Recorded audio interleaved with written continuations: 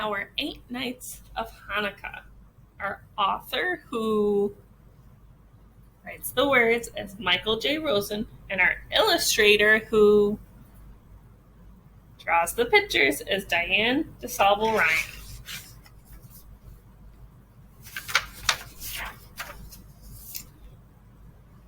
The very first night of Hanukkah, we polished the silver menorah that was my great-grandmother's. She brought it from Russia maybe 100 years ago. It's the oldest thing in the house, I think. We all say the prayers together as we light the Shamash, that's the tallest candle, and touch it to the first night's candle. Baby Audrey just burbles, but that kind of sounds like Hebrew. Then we sing Hanukkah songs and take turns reading a story that's even older than Great-Grandma's Menorah. It's the 2,000-year-old true story about this small group of Jews, led by Judah Maccabee, who didn't want to worship statues of cows and give up being Jewish. So they fought against this huge, powerful Syrian army, but by a real miracle, the Maccabees won. Nobody in that story gave Hanukkah presents, especially ones with superheroes or batteries. They were just glad to be free to be Jews. On the second night, at Grandma and Grandpa's, we light 2 candles with the Shamash. Then we take turns grating potatoes so Grandma can fry us all potato pancakes. We always eat too many latkes, and lots of homemade applesauce too. The latkes are really crispy, kind of like French fry pancakes, because Grandma fries them in oil. The oil is supposed to remind us of the lamp that the Maccabees found in the wrecked temple. It only had about 1 day's worth of oil in it, but it burned for 8 nights. This was a sign that God was on their side, and it is why Hanukkah lasts for 8 days. Mom says Grandma's latkes last 8 days in her stomach, too. You know what's funny? Our dog comes with us to Grandma's, too. And we don't give him latkes, but the next day you can smell the latkes in his fur.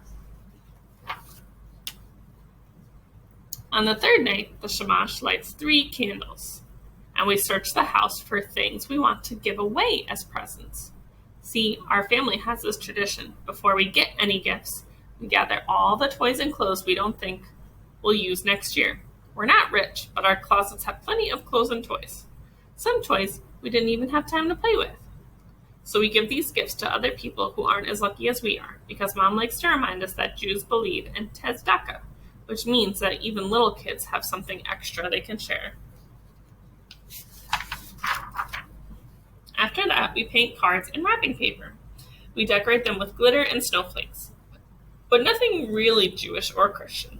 Who knows what holidays the kids who receive our gifts are going to celebrate? We just write happiness and peace, since that's all we really wish. On the 4th night, with 5 candles glowing in the window, we wrap our gifts. After we make sure there aren't any loose parts or missing cards or lost men. We erase our smudgy fingerprints and stray crayon marks so everything looks new. Then each gift is wrapped with our homemade paper. This is also the night our temple has its big Hanukkah party. We bundle up and walk there. The best part is seeing all the lights, menorahs burning in some windows, and trees twinkling in others. The lights tell who's Jewish and who's not, but you don't really know the rest of the year. When I said that to my dad, he said, well, Hanukkah's a chance to be proud of your religion. All the kids from a religious school come with their families. We have cookies shaped like the Star of David, and there's cider and coffee, Israeli dancing, and a play about the Maccabees with aluminum foil swords. The preschoolers always dress up as singing dreidels and spin around. I did when I was little, and it made me dizzy. Would it make you dizzy if you spun around like a dreidel? On the 5th night, we have our big family dinner with Grandma and Grandpa, and maybe some other relatives. I think all the Jewish holidays are about getting together with your family. Friends from my regular school who don't really know about Hanukkah come too. On that night, we say the candle lighting prayers in Hebrew and English. For dessert, Dad gives everyone a net bag with chocolate coins wrapped in gold foil. And then Grandpa says he can beat anyone at a game of dreidel. It's not a very hard game. It's just spinning a top with 4 Hebrew letters: Nun, Gimel, Hey, and Shin. one on each side. The Hebrew letters stand for Nas Gadol Hayasham. Grandpa translates it for anyone who can't speak Hebrew, and mine isn't so good. It means a great miracle happened there. 2,000 years ago. Everybody probably spoke Hebrew really well back then. At the end of the game, which is mostly laughing because we keep eating our winnings, Grandpa gives all of us kids Hanukkah gelt, real silver dollars, to save for college. The sixth night, after we light the menorah, we drive our gifts to a shelter. The people there know kids who don't have houses. Last year, we sent our presents to our neighbors' cousins. They'd lost almost everything in a gigantic flood, even their dog, although they found him 1 month later.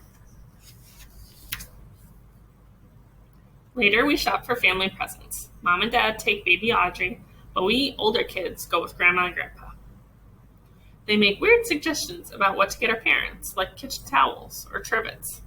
We've already hinted a lot about what we'd like, but our parents always surprise us. Grandma and Grandpa never try to buy us clothes. We go to giant toy stores to look for things we really need, and Grandma will say, "Well, I don't know. We'll see." But then Grandpa says he's going to find the restroom and sneaks back to buy what we wanted. Each year, on the 7th night, we light our menorah at our very best of all friends' house. They celebrate Christmas, but they like Mom's Latkes as much as I do. So we bring over a giant platter for them. After dinner, they surprise us with Hanukkah presents, and we help them trim their tree with cranberries and tinsel and all the ornaments their 2 cats haven't broken. When their tree is finished, the room is lit with only our menorahs, flame, and the strands of Christmas tree lights. We tuck the presents we bought them under the tree and eat cookies I've sometimes helped decorate earlier in the day. Did I tell you that our Hanukkah is also about people of different religions living alongside one another?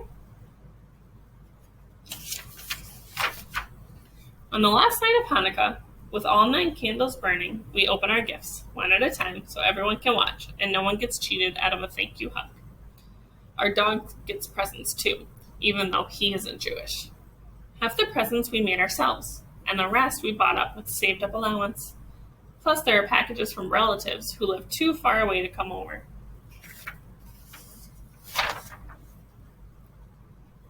But while we're still sitting on the floor among all the ribbons and boxes, Daddy usually says something besides, "Thank you, everybody."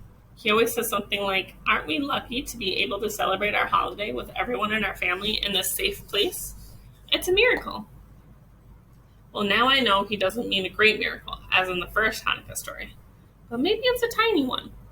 Maybe a lot of tiny miracles add up to a great one, if you think about the whole world and all these menorahs glowing in lots and lots of windows and all that.